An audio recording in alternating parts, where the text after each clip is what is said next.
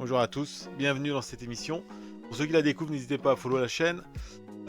Donc une émission qui se déroulait habituellement le mardi. On va maintenant tenter de faire tous les lundis. Ce qu'on va faire, on va commencer par T-Arène FC Chaland. Donc le résumé est fait, il sera dispo après l'émission. Un match très intense. T-Arène et le FC Chaland, sur un synthétique. championnat de National 3. Les conditions météo étaient plutôt bonnes pour ce match. Dans le début de rencontre, les Chalandais se font un peu malmenés. Il va y avoir le duel. Côté là, c'est Djekou et Traoré. Amande. Malgré les occasions chalandaises, mais globalement, ça se fait malmener. Hugo Conan. Envoilé. Et un but qui va venir contre le cours du jeu. Sur le mauvais dégagement du gardien. C'est resté en jeu. Qui remet le ballon Le but des Chalandais dans la surface de jeu et Amande, en petit renard de la surface là, est venu le pousser au fond des cages. Alors je voudrais le remettre. Je vais regarder d'où il part. Il est où Amande? Il est là. Mon pointeur de souris, si vous voyez. C'est resté en jeu. Il a bien géré. Le but des Chalandais. Instinct de buteur. Contre toute attente. Et donc l'ouverture du score contre toute attente. Sur une rencontre qui nous faisait mal. Ils faisaient mal à Chaland, T-Arène là sur leur côté droit là avec le numéro 2 là, Traoré et puis leur 8 là. C'est bien défendu, attention. Et ensuite là du coup un peu vexés les Rennais. Ils vont enclencher la seconde et ils vont pousser. Tu cherches une solution. Numéro 8 là, une vraie paix. Et là Timothée Ferrand fait une faute intelligente. Je vais faire pause. J'ai appelé la faute intelligente parce que il avait le champ ouvert. Le joueur rennais. Eric Franck, le numéro 8 rennais.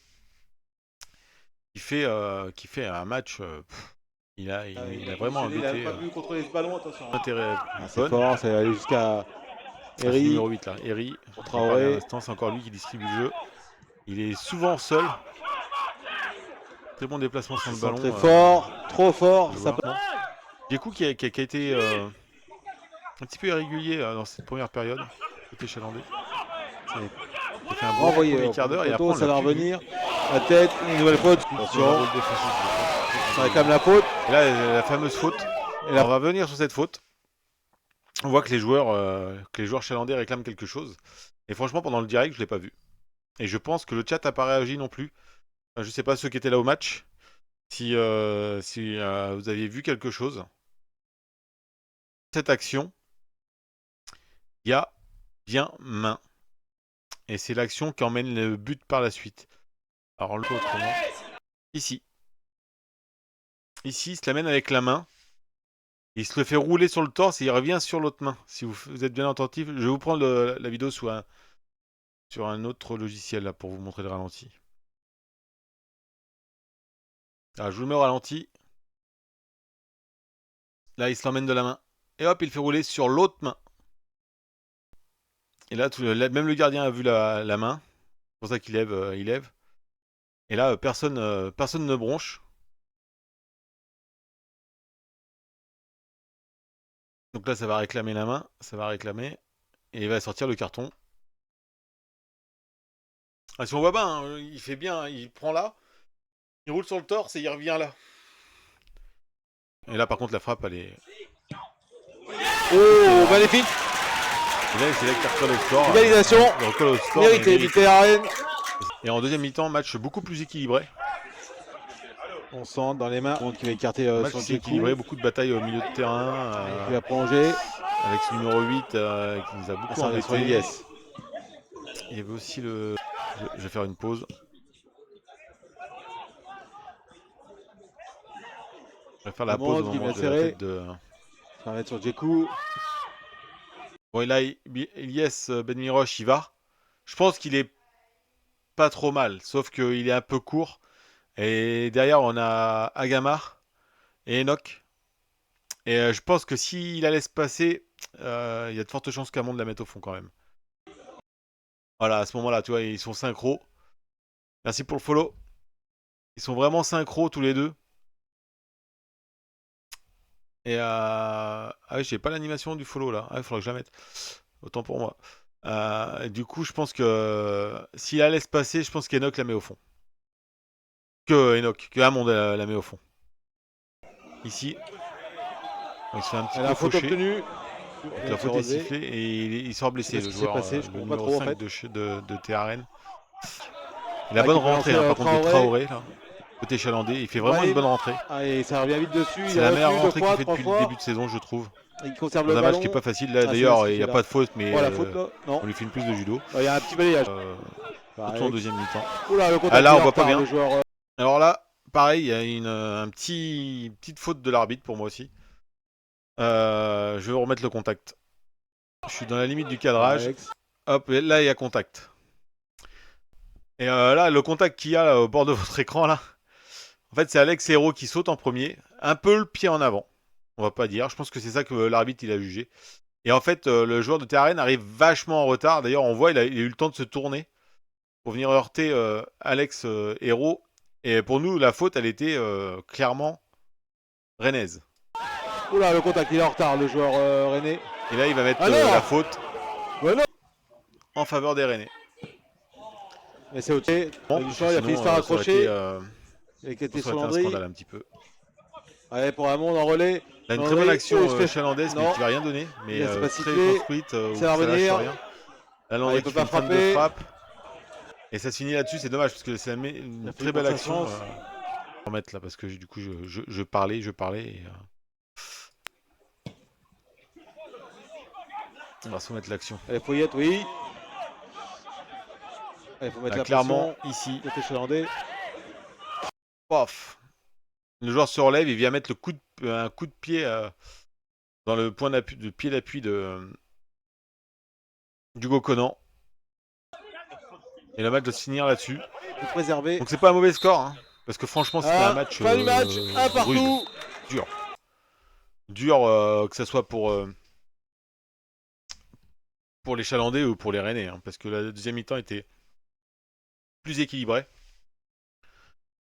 Ce qui a été dur, c'est plus au milieu de terrain, parce que ce numéro 8 là a fait du mal hein, avec les matchs du week-end en N3.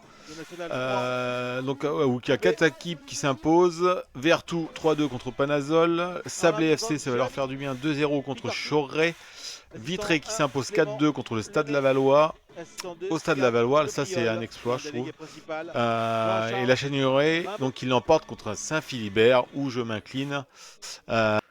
Donc la Chêneraie, donc qui est leader, qui s'impose donc 3-2 contre Saint-Philibert de Grandlieu. Au désespoir pour moi parce que j'avais vu Saint-Philibert gagnant. Du coup, donc Vertou 3-2. Vertou, c'est très bon pour eux parce que ça leur fait prendre la deuxième place, à la différence de but par rapport à FC Chaland. Au général, la Châtaigneraie 21 points. Vertou 19 points en égalité de points avec le FC Chaland qui. Saint-Gilles-Saint-Hilaire. Alors, je sais pas s'il y a des supporters de Saint-Gilles-Saint-Hilaire ou de l'Île-Dieu dans le chat. Je sais pas s'ils sont au courant de l'émission d'ailleurs. Supporter de l'Île-Dieu, Fuili. Fais-toi plaisir.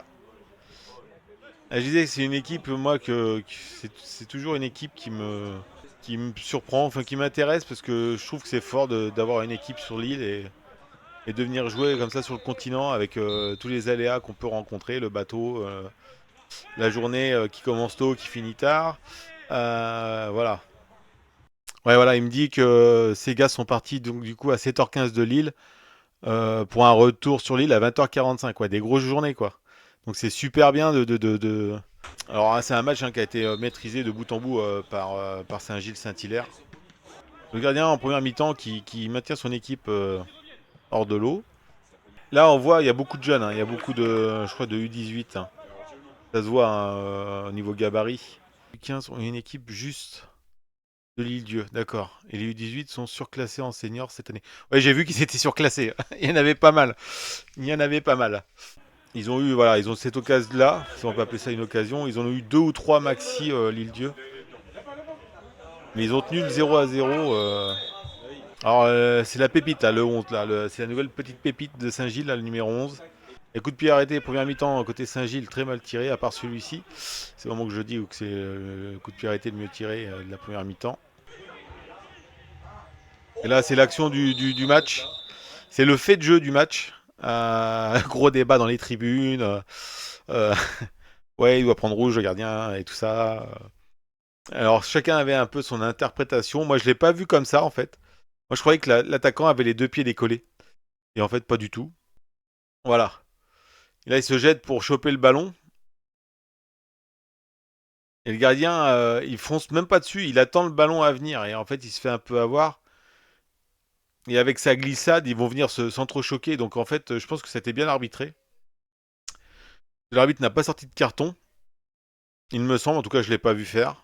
J'ai regardé le résumé, enfin la vidéo. Je le vois avec son petit calepin, mais je ne l'ai pas vu sortir de carton. Voilà, et là, il se prend le genou en fait du gardien. Mais le gardien, il est à l'arrêt en fait. Donc c'est qu'il continue un peu sa glissade dans son élan. Donc après, là, à Saint-Gilles, ça va dérouler un. Il va se reprendre un autre but, mais je crois que donc Saint-Gilles savait que ça allait être plutôt. Saint-Gilles aurait pu monter la saison dernière hein, déjà. Ils ont laissé des plumes un petit peu en coupe de France. Donc on va revenir sur le classement de la D3. Donc Saint-Gilles-Saint-Hilaire, donc premier. Donc l'Île-Dieu 10e avec 7 points. Donc voilà à peu près le classement. Donc Saint-Gilles-Saint-Hilaire bien en tête avec 6 points d'avance sur le second Pays de Palau. L'Île-Dieu, je pense qu'ils peuvent se maintenir hein, s'ils jouent bien le truc parce qu'ils n'ont pas joué comme qui est. Donc là ça va être... Et Givran de ce qu'on m'a dit, sont quand même faibles. Les Lucs là qui font une bonne remontée dans cette poule aussi. Le 26 janvier, on vient à la Garnache. Ah, vous voulez venir voir Palau Saint-Gilles? Ah bah j'y serai en principe. Parce que je compte bien filmer ce match-là. Hein. Premier contre deuxième. Le 26 janvier et je crois que c'est à Saint-Étienne-du-Bois. Mais ouais, si c'est à Saint-Étienne-du-Bois, on se verra alors. Et faire plaisir à des gens, c'est ma meilleure récompense, c'est ça en fait. Et là donc du coup, on va pouvoir passer, j'ai perdu ma voix, La Roche VF contre Girondins de Bordeaux. Et je récupère aussi les images, enfin je récupère, il me passe ces images vidéo foot Vendée. Alors il y a un gros débat, je sais pas si vous avez vu la presse, un peu la même main que Chalante et Arène. Alors La Roche VF, le problème c'est qu'ils ont toujours les mêmes difficultés. Ils se créent les occasions, ils se créent les situations, mais ça rentre pas, ça cadre pas. C'est un problème de finition quoi. Toutes les actions sont bien construites, pardon. Mais ils n'arrivent pas à finir, ils n'arrivent pas à conclure. Là, la frappe elle est magnifique. Hein. Pouah. Là la frappe, je sais même pas comment il. Ça va qu'elle est sur lui parce que là. Fallait l'arrêter celle-là. Hein. La puissance. Les ultras de Bordeaux là, vous allez voir, ils sont à gauche. Là, bon, on les voit bien là. Ils ont mis un peu d'ambiance. Ils ont finalement laissé rentrer. Et là, ça réclame la main.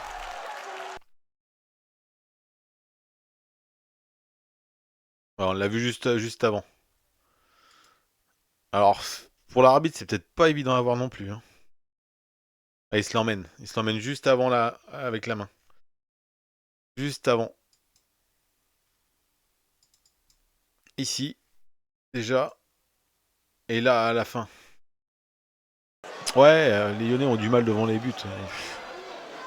Mais ça depuis le début de saison. À Blois, c'était déjà comme ça.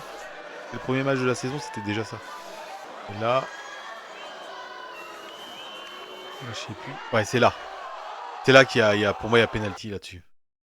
Pour moi, enfin, je vous la remets, hein, mais comment il peut pas siffler ça, quoi. Le gardien est en retard, il met le point. Là, il peut pas. C'est improbable qu'il siffle pas ça. Enfin, c'est mon point de vue, hein. Là, il est en retard. Il saute à une fois que il est trop tard quand il saute, le gardien. Le joueur est déjà dans les airs et quasiment sur le ballon. Comment il siffle pas ça? Oh, attends, non mais c'est flagrant. Il est en retard, le gardien, il saute une fois que le ballon arrive sur la tête du joueur.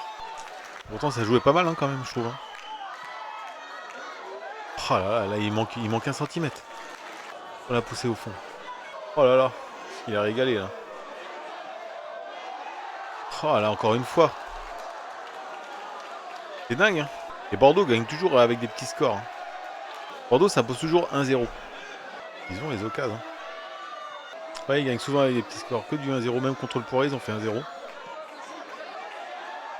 Et là, encore une fois, sa tête est bien smatchée et tout, et le gardien. Quoi. Il y a quand même de quoi faire. Hein. Ils ont eu des munitions pour en mettre au fond. Hein. Bon, bah là, c'est dévissé complètement. Voilà, et donc la Roche VF qui s'incline avec, bon, probablement des erreurs d'arbitrage aussi. Côté N2, donc, beaucoup de matchs nuls, un peu comme la N3. 3 victoires. Saint-Malo qui, eux, se baladent, sont largement en tête. Saint-Privé, Saint-Hilaire qui s'impose face à Blois. Pourtant, Blois, c'est une belle équipe, mais Blois va perdre là-bas. Tout le reste, c'est des matchs nuls, y compris les Herbiers face à Bourges 0-0. Moi, ce qui m'intéresse, c'est de voir les clubs vendéens rester en N2, mais ça serait pas mal. Enfin, reste en tête. Reste en N2, pardon. Mur des lives. Donc, pour moi, il me manque Thé à Rennes. Ils y sont pas. Et il doit me manquer l'île-dieu. Voilà. Comme ça, vous pouvez voir. Voilà, l'île-dieu. Alors, je les mets tout. Voilà, où il y a de la place. Hop. Et Théarène. Je le remets à l'écran. J'évite de voir mes fichiers dans tous les sens. Théarène. J'aime bien leur logo. Je préfère aller garder les clubs vendéens en avant, en fait. Voilà, on va le mettre là. Voilà, je crois que le tour y est. Voilà, le mur des lives est en place. Il y a tout ce qu'il faut. Je vous laisse là-dessus. À bientôt.